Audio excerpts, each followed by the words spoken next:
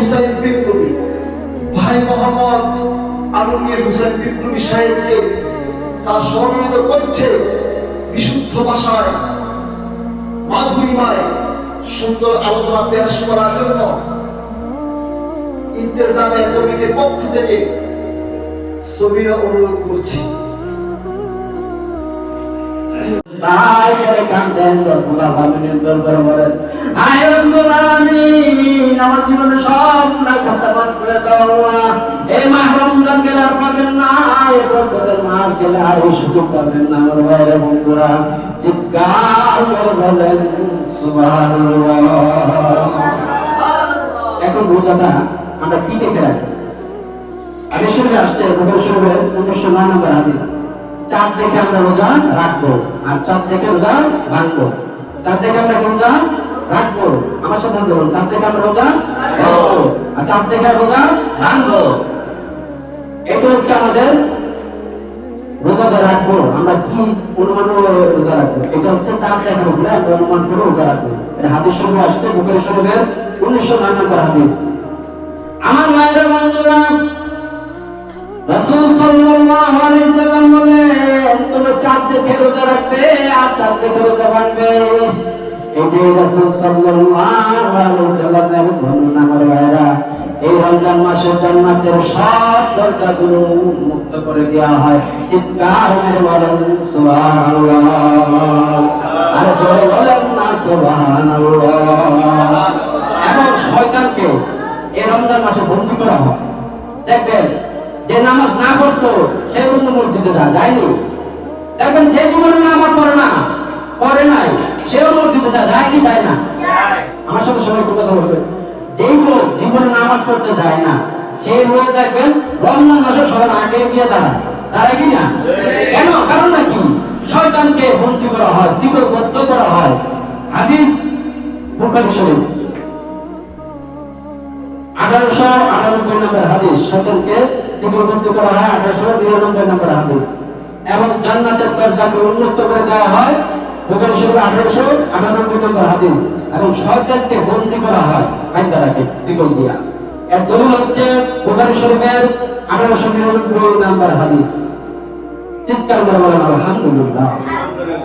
এখন একটা মেসেজ আছে, মেসেজটা হচ্ছে, যে ব্যক্তি রমজান মাসে মিথ্যা কথা ছাড়তে পারলো না, মিথ্যা কথা কি কথা?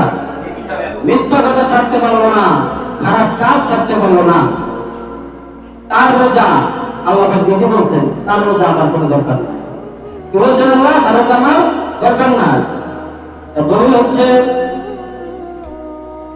বুখারী শরীফের। আমরা বন্ধুরা, মেসেজটা হচ্ছে আমাদের মিথ্যা কথা থেকে বর্জন করতে হবে। মিথ্যা কথা কি করতে হবে? বর্জন করতে হবে। আর আমরা যে গীবত করি, শিকার করি, পরনিন্দা, মিথ্যা কথা, অশ্লীল কাজ সব ছেড়ে দিতে হবে। যে কাজগুলো করবে তার রোজা কিন্তু কবুল হবে না। যে মিথ্যা ছাড়তে পারলো না রমজান মাসে, তার রোজা আল্লাহর কোনো প্রয়োজন নেই। কে বলেছে বলেন? চিল্লা বলেন কে? স্পিড থাকতে হবে ভিতরে, চিল্লা বলেন কে? আল্লাহ। আপনার ভিতরে 10 বার তখন সন্তান যখন আওয়াজ পাইল তখন। এই জন্য আমার ভাইরা বন্ধুরা, আমি এখান থেকে বক্তব্য কনসেন্ট্রেট করছি ইনশাআল্লাহ। আমার জন্য দোয়া রাখবেন সবাই। এবং আকাশের দরজাগুলো রব্বুল আলামিন রমজান মাসে খুলে দেন। আরো জোরে বলুন সুবহানাল্লাহ। আরেকটা কাজ আছে আমাদের রমজান মাসে, সেটা কি বলেন তো? তারাবির সালাত। তারাবির সালাতটা আমাদের কি করতে হবে? কায়েম করতে হবে। একটা জিনিস দেখেন, রোজা রাখলে আল্লাহ পাক আপনার গুনাহ মাফ করবে, তারাবি করলে গুনাহ মাফ করবে। এই মাসটা হচ্ছে মাগফিরাতের মাস, এই মাসটা হচ্ছে বরকতের মাস। এই জন্য এই মাসে ক্ষমা আল্লাহ পাক খালি ক্ষমাই করবেন এই মাসে। তাহলে বলবেন আল্লাহ পাক ক্ষমা করে দেবেন, রোজা রাখলে আল্লাহ পাক ক্ষমা করে দেবেন। এই জন্য তারাবি নামাজটা মিস দেওয়া যাবে না। বুখারী 2008 নম্বর হাদিস। তারাবি সালাতটা, এখন প্রশ্ন আছে, তারাবি সালাত কয় রাকাত করব? 8 রাকাত করব না 20 রাকাত করব? সব প্রশ্ন আসে না? এটা বলতে মারামারি গালাগালি শব্দ অনেক কিছু। 8 রাকাত করব না 20 রাকাত? সামি আল্লাহ লিমান হামিদা করব না সামি আল্লাহ লিমান হামিদা করব? লাগছে না এরকম পেজ? লাগছে। এই পেঁয়াজগুলা ভাঙার জন্য কিন্তু আলোচনা, এই পেঁয়াজগুলা ভাঙার জন্য কি আলোচনা। এখন আত্রাঘাত করতে পারবো, বিশ্বঘাত করতে পারবো, পুরোটাও দলিল আছে। আত্রাঘাত দলিল হচ্ছে বুখারী শরীফের 1147 নম্বর হাদিস, আর বিশ্বঘাত দলিল হচ্ছে মুসান্নাফ ইবনে আবি শাইবা 7692 নম্বর হাদিস। আত্রাঘাত দলিল 1147 নম্বর বুখারী শরীফ, আর বিশ্বঘাত দলিল মুসান্নাফ ইবনে আবি শাইবা গ্রন্থ 7692 নম্বর হাদিস। আটও আছে, বিশও আছে, কোন সমস্যা আছে? আটও আছে, বিশ আছে, কোন সমস্যা আছে? কিন্তু এই 8-20 বারবার শুরু হয়েছে। যারা নামাজ পড়ে না তাদের নিয়ে কোনো চিন্তা নাই, আর যারা নামাজ পড়তেছে তাদের নিয়ে মাথা ব্যথা। চিন্তা করেন ঠিক কিনা? নামাজ পড়তেছে ব্যক্তি, নামাজ পড়তে দেন, সে বুকে বাঁধবে না, নামে নিতে বাঁধবে, এটা তো ব্যস্ত হয় না, নামাজ বাবা বাবা নামাজের মধ্যে কি ঝামেলা, বুকে বাঁধবো না, নামে নিতে পারবো না, আপনাকে করবো না, বিশ্বকাপ কি ঝামেলার মধ্যে আছে, নামাজই ছেড়ে দেবো। যারা নামাজ পড়ে না তাদের নিয়ে চিন্তা করেন, আর যারা নামাজ পড়ে তাদের নিয়ে আমরা চিন্তা করি। ঠিক কিনা বলো? নামাজি বানান, নামাজি বানান, নামাজের ভিতরে ভিতর না, নামাজ যে পড়তেছে পড়তে দেয়, সে বিশ্বকাপ করুক, আত্মঘাত করুক, সে ধরে নিয়ে যে করতেছে ইনশাআল্লাহ। কিন্তু যারা নামাজ পড়ে না তাদের নিয়ে কিন্তু আমাদের কোনো চিন্তা নেই। আছে? চিন্তা আছে? চিন্তা নাই। পাশের লোক নামাজ পড়ে না, তার নিয়ে চিন্তা নেই, উনি যারা আছে দেখতেছে উনি কয় রাকাত করে, আত্মঘাত না বিশ্বকাপ আগে আছে। ভাই আপনি আত্মঘাত করেন, ভাই আপনি বিশ্বকাপ করবেন। একটা মজার ঘটনা করবেন, এক লোক এরকম নামাজ পড়তে গেছে, আপনার আকিদায় তারা আল হাদিস, উনি তো জানে না, নামে নিচে হাত তুলছে, হাত তোলার পরে যখন নামাজ শেষ হয়েছে তখন আল হাদিসের উপর করছে, এই আপনার নামের নিচে কেন বাঁধলেন? তখন তো কোনো নামাজ পড়ে না, বুঝেও না। পরে আবার গেছে এটা হানাফি মসজিদে, ওইখানে গিয়ে আবার নামাজ পড়ছে, ওইখানে আবার গিয়ে দেখে বুকে বাঁধছে, কারণ ওই যে নামের নিচে বাঁধছে দেখে একটু ঝামেলা, এবার বুকে বাঁধছে, মানে হ্যাঁ আবার নামাজ পড়ছে, আপনি বুকে কেন বাঁধলেন? এই যে বিষয়গুলা, এই যে জিনিসগুলা, এটা নিয়ে কিন্তু বেশ লাগতেছে। আসল যে চিন্তা, একটা লোক নামাজ পড়ে না, তাকে কিভাবে নামাজি বানাইতে হবে, এইটা নিয়ে কোনো চিন্তা ছিল নাই। শুধু চিন্তা ছিল কে কয় রাকাত পড়লো, কে সুবহানাল্লাহ করলো, কে আলহামদুলিল্লাহ করলো, কে কয় রাকাত পড়লো, এই সব কেন সেজদা দিল, এই নিয়ে আমাদের মাথা থাকে। কিন্তু আসল জিনিস হচ্ছে আমাদের কিন্তু ওই জিনিসটা থাকতে হবে, নিজে মুমিন হব এবং আরেকজনকে মুমিন বানানোর চেষ্টা করবো। চিন্তা করেন ঠিক কিনা? আমি তোমাদের সঙ্গে বড় হয়ে যাই, কিন্তু আমার মনে দিচ্ছে বিপ্লব, বুঝছেন? আমি স্টেজে গেলে অনেক সময় বড় হয়ে যাই, তা আপনারা এটা ডোল নাই, মনে কিছু করবেন না। আমার দুঃখ লাগে, 8 টাকা তারা লাগে না, বিশ্বকাপের লাগে, বিশ্বকাপ তারা লাগে না, 8 টাকা লাগে। কিন্তু যে নামাজ পড়তেছে না, ঘরে বসে আছে, টিভি দেখতেছে, দোকানের চা খাচ্ছে, আমার হয়ে যেতেছে আল্লাহু আকবার, আল্লাহু আকবার, কিন্তু উনি গল্প করতেই আছে, তার কোনো সময়ের কোনো মাপকাঠি নাই। তাকে আপনি বুঝাই নিয়ে যান, ভাই আমাদের সময় আছে, আজান দিছে, আসুন নামাজ পড়তে যাই। আজান হলো, ইমাম সাহেব জামাতে দাঁড়ায় গেল, কিন্তু তার গল্প বন্ধ হচ্ছে না। বন্ধ হচ্ছে?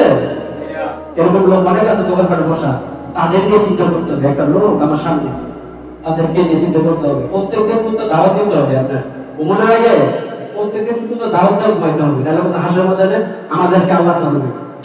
তুমি কি দাওয়াত দিতে না করে? অন্তত একজন লোকের দাওয়াত দিয়ে আপনাকে ঘুমাইতে হবে। তাই বলতেছিলাম, এই মাসটা হচ্ছে বরকতের মাস, মাগফিরাতের মাস। আল্লাহর কাছে মাফ চাইবেন, বেশি বেশি ইস্তেগফার করবেন, সবাই বলেন আমিন। এবং এই মাসের মধ্যে একটা বরকত মাস আছে, বরকত রজনী আছে। সে বরকত রজনীটা কি বলেন তো? লাইলাতুল কদর।